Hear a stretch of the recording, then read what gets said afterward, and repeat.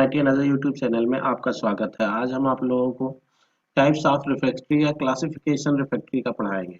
यानी रिफ्रैक्ट्री कितने प्रकार की होती है उसके बारे में बताएंगे। जैसा कि पिछले वीडियो में हमने बताया था, रिफ्रैक्ट्री का बेसिक क्या होता है, उसकी डिफिनेशंस क्या होते हैं, कहाँ पर अप्लाई किया जाता है और किन किन बातों का ध्यान में रखा जाता है। आप लोगों का रिस्पांस अच्छा रहा, इसलिए हमने सोचा कि हम इसके टाइप्स के बारे में भी एक वीडियो बनाया जाए। जिस किसी ने इस पिछली वीडियो को नहीं देखा है, रिफ्रैक्ट्री की बेसिक नॉलेज नहीं है जिसको, वो पहले ही वीडियो देख ले। तो उसमें रिफ्रैक्ट्री की जो बेसिक चीज़ें हैं उसके बारे में आप जान जाएंगे कि रिफ्रैक्ट्री क्या होता है, उसकी डिफिनेशंस क्या होती है, उसको हम यूज़ कहाँ करते हैं और किस लिए करते हैं। तो चलिए हम स्टार्ट करते हैं। टाइप्स और क्लासिफिकेशन ऑफ रिफ्रैक्ट्री। इससे पहले आप लोगों से एक रिक्वेस्ट है कि ये वीडियो हम आप लोगों के लिए ही बनाते हैं। आप लोगों की दुआ से हमारी एक अच्छी खासी जॉब है, सेंट्रल गवर्नमेंट में जॉब है, फिर भी हम आप लोगों के लिए ये वीडियो बनाते हैं। ठीक है, तो प्लीज़ लाइक और सब्सक्राइब, लाइक किया करें, कमेंट किया करें। ठीक है, तो चलिए शुरू करते हैं टाइप्स और क्लासिफिकेशन ऑफ रिफ्रैक्ट्री। तो जनरली रिफ्रैक्ट्री को आप लोगों ने अभी तक अधिकतर लोगों ने यही सुना होगा कि रिफ्रैक्ट्री तीन प्रकार की होती है, तीन तरीके की होती है। पहला एसिडिक, बेसिक और न्यूट्रल। इतना ही आप लोगों ने लगभग सभी लोगों ने इतना ही आप लोगों को पता होगा। लेकिन ये रिफ्रैक्ट्री को इतनी भागों में नहीं, इन्हीं तीन भागों में ही नहीं डिवाइड किया गया है, इसको और फर्दर कई भागों में डिवाइड किया गया है। जैसे कि उसके ये हमने जो शो किया है आपकी स्क्रीन पे, जो शो हो रहा होगा, जनरली ये 6 टाइप्स में है, इसको डिवाइड किया गया है। और हम लोगों को लगभग किताबों में यही सिखाया जाता है कि बेस्ड ऑन केमिकल नेचर के आधार पे हमारी रिफ्रैक्ट्री क्या तीन प्रकार की होती है, एसिडिक, बेसिक और न्यूट्रल। तो और हम थोड़ा और डिटेल्स में पढ़ेंगे, इन्हीं तीनों के तक हम सीमित नहीं रहेंगे और हम डिटेल्स में इसके बारे में नॉलेज लेंगे, ज्ञान लेंगे और सीखेंगे।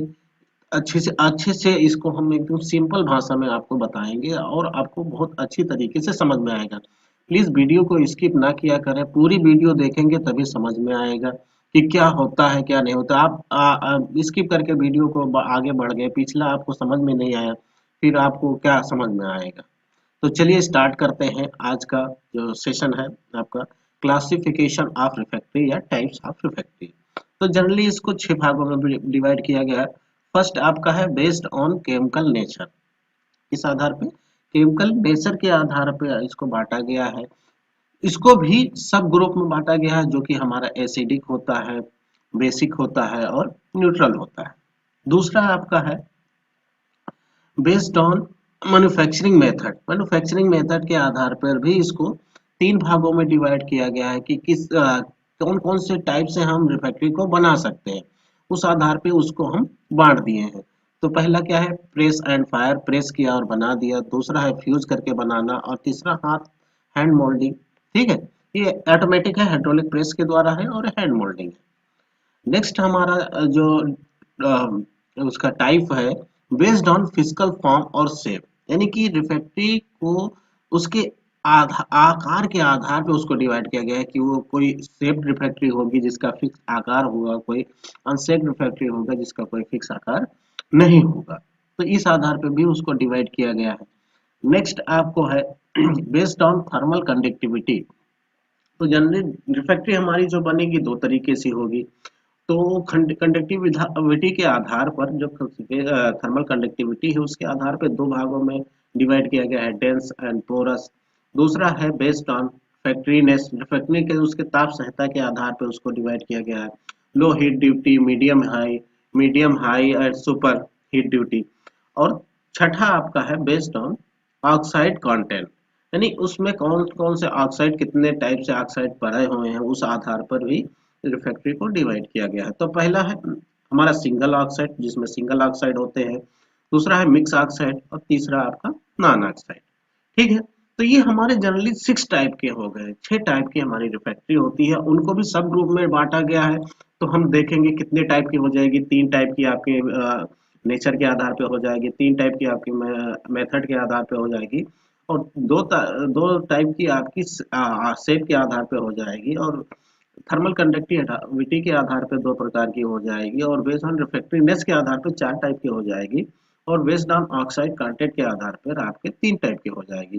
तो 3 4 7, 2 9, 2 11, 3 14 और 3 17, यानी कि 17 टाइप की आपकी रिफ्रैक्ट्री का आप पढ़ेंगे, और हम आपको अच्छे से डिटेल्स में पढ़ाएंगे रिफ्रैक्ट्री के बारे में कि क्या है। तो फर्स्ट कौन कौन से टाइप्स होते हैं, तो फर्स्ट हमारी बेस्ड ऑन केमिकल नेचर, इसको तीन भागों में डिवाइड किया है। एसिडिक, ठीक है, एसिडिक, दूसरा आपका बेसिक है, तीसरा आपका न्यूट्रल है। तो एसिडिक रिफ्रैक्ट्री और बेसिक रिफ्रैक्ट्री और न्यूट्रल रिफ्रैक्ट्री के बारे में हम डिटेल्स में पढ़ते हैं। चलिए सीखते हैं एसिडिक रिफ्रैक्ट्री के बारे में। जो रिफ्रैक्ट्री है, एसिडिक रिफ्रैक्ट्री क्या होती है और बेसिक रिफ्रैक्ट्री क्या होती है। तो हमारी जो एसिडिक रिफ्रैक्ट्री, जो हमारी एसिडिक रिफ्रैक्ट्री होती है, ये वह रिफ्रैक्ट्री होती है जो एसिडिक एनवायरनमेंट से रिएक्शन नहीं करती है, यानी एसिडिक वातावरण से रिएक्शन नहीं करते हैं, जबकि बेसिक वातावरण से रिएक्शन करती है। तो ये हमारी कौन सी हो जाएगी, एसिडिक रिफ्रैक्ट्री हो जाएगी। इसको डिटेल्स में हम और समझते हैं।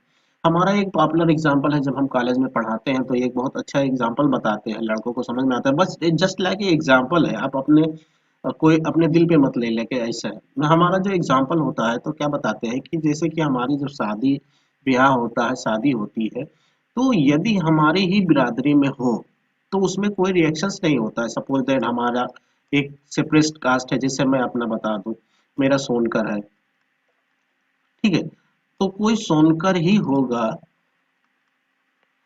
तो इसमें शादी करने में कोई रिएक्शन नहीं होगा, ठीक है, क्योंकि बिरादरी सेम है, ठीक है। तो बिरादरी सेम होने के कारण उसमें किसी से कोई दिक्कत नहीं होती है। अब यह सोनकर हो और यहाँ कोई दूसरी बिरादरी को हो, उसका जैसे हम नाम नहीं लेना चाहते, आप सोच ले तो लोगों को बुरा लग जाएगा।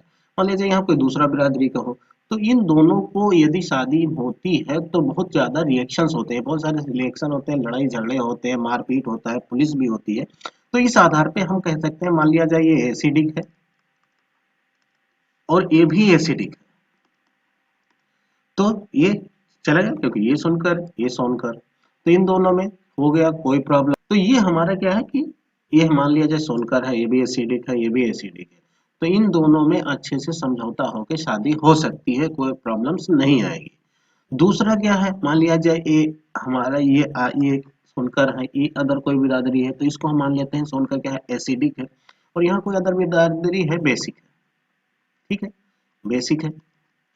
तो ये जब आपस में शादी करेंगे तो रिएक्शन होगा, उसमें क्रियाएं होंगी, लड़ाई झगड़ा होगा, तो यानी कि ये दोनों आपस में नहीं रह सकते हैं। तो इस बेस पे हम क्या कह सकते हैं, जहां पर एसिडिक होगा, एसिडिक एसिडिक होगा तो वहां कोई रिएक्शंस नहीं होगा, और जहां पर भी एसिडिक और बेसिक होगा तो वहां पर रिएक्शंस होगा। तो क्या कह सकते हैं कि हम एसिडिक रिफ्रैक्ट्री को ऐसे जगह ही यूज कर सकते हैं जहां पर एसिडिक एनवायरनमेंट हो, एसिडिक स्लैग्स हो, वहां पर हम एसिडिक रिफ्रैक्ट्री का यूज कर सकते हैं, ठीक है।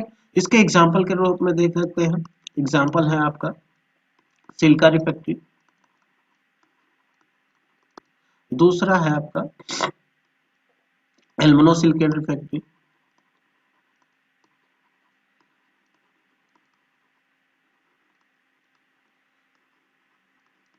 पर इसका भी एक डिसएडवांटेज ये है कि जैसे कि इसको हम क्या कहते हैं, एसिडिक, तो इसका भी डिसएडवांटेज क्या है कि ये हमारा जो HF होता है, हाइड्रोफ्लोरिक एसिड होता है, ठीक है, फास्फोरिक जो एसिड होता है, फास्फोरिक एसिड, इन दोनों से भी ये रिएक्शंस कर जाता है, जबकि ये है एसिडिक।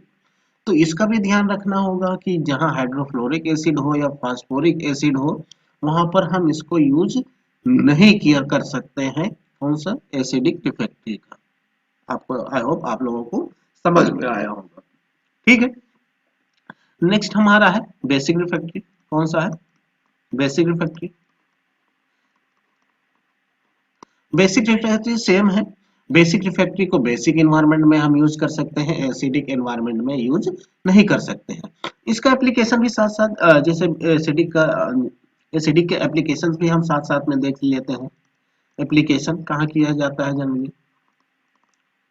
तो ये ग्लास टैंक फर्नेस में किया जाता है। कहाँ किया जाता है? ग्लास टैंक फर्नेस में ज्यादा से ज्यादा यूज किया सा जाता है, क्योंकि वहाँ का जो इन्वायरमेंट है आपका एसिडिक है।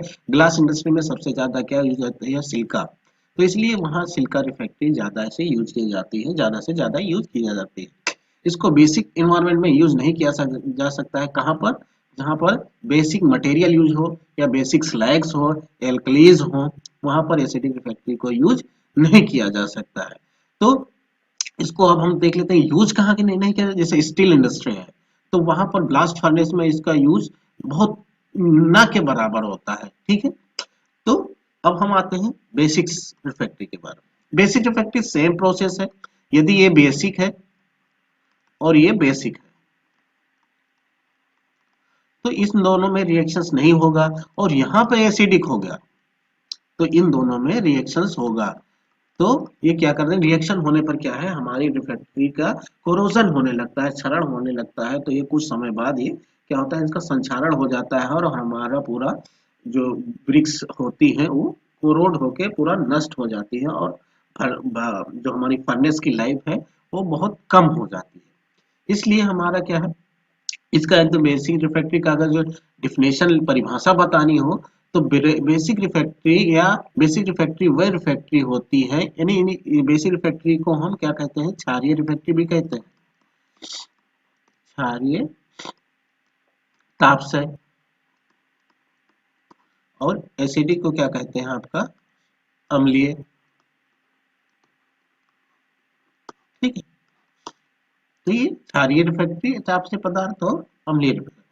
तो बेसिक रिफैक्ट्री वह रिफैक्ट्री होती है जो कि बेसिक इन्वायरमेंट में, यानी जहाँ बेसिक इन्वायरमेंट हो वहां पर ये यूज की जा सकती है, जबकि एसिडिक एनवायरमेंट में इनका यूज नहीं किया जा सकता है। इनका एग्जाम्पल हम देख लेते हैं। एग्जाम्पल क्या है आपका? डोलोमाइट। ठीक है। दूसरा आपका मैग्नीशिया। मैग्नीशिया, इसका फार्मूला क्या होता है? CaCO3 Mg CO3। ये बहुत ज्यादा इंपॉर्टेंट है, क्योंकि इसको कभी कभी इंटरव्यू में पूछ लेता है, डोलोमाइट का फार्मूला बताओ। इसका है आपका MgO। ठीक है। तो ये हमारे क्या होगी? बेसिक रिफैक्ट्री हो गई। आई होप आप लोगों को बेसिक रिफैक्ट्री के बारे में समझ में आया होगा। अब आप बात करते हैं न्यूट्रल रिफैक्ट्री। न्यूट्रल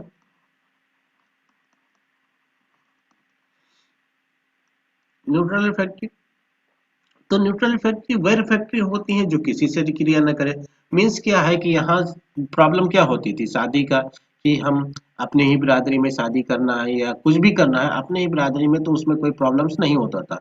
अब एक आदमी ऐसा है जो शादी ही ना करे, किसी से मतलब ही ना रखे, दाल कमंडल उठा ले और हरिद्वार चला जाए, तो उसको किसी से कोई प्रॉब्लम नहीं है, कुछ उसको किसी से कोई समस्या ही नहीं है। तो ये हमारी क्या होती है? Neutral refractory. ये ऐसी रिफैक्ट्री होती है, इनको जहां लगा दो वहीं एडजस्ट हो जाती है। ये किसी से रिएक्शंस, क्रियाएं नहीं करती है। ठीक है। तो जनरली हम इसके परिभाषा की बात करें, इसको जब परिभाषा की बात करें, तो न्यूट्रल रिफैक्ट्री वह रिफैक्ट्री होती है जो कि न एसिडिक और न बेसिक इन्वायरमेंट से वो रिएक्शंस करती है, न स्लैग से, न एसिडिक स्लैग से, न बेसिक स्लैग से वो क्रियाएं करती हैं। ठीक है। इनका एग्जाम्पल के तौर पे हम देख लेते हैं क्या होता है एग्जाम्पल। ये सबसे अच्छा एग्जाम्पल है इसका कार्बन या ग्रेफाइट। क्या है? कार्बन या ग्रेफाइट। दूसरा आपका है एल्मोना रिफैक्ट्री। इसको अभी बताएंगे क्या होता है एल्मोना एल्मोना रिफैक्ट्री। तीसरा आपका है सिलिकॉन कार्बाइड, सॉरी ये सिलिकॉन कार्बाइड। चौथा है सिलिकॉन नाइट्राइड। तो ये हमारी क्या है? न्यूट्रल रिफैक्ट्री है। ये जो हमारी रिफैक्ट्री है, कार्बन, एल्मोना, सिलिका और silicon nitride, silicon carbide, silicon nitride. अभी हमने एल्मोना का कट क्यों किया है? क्योंकि ये लो टेम्परेचर, तो लो टेम्परेचर पे तो ये न्यूट्रल का शो करता है। यदि लो टेम्परेचर पे हम इसको यूज करें तो ये न्यूट्रल में ही आता है। लेकिन जैसे जैसे टेम्परेचर हम बढ़ाते जाते हैं तो ये किस में आ जाता है?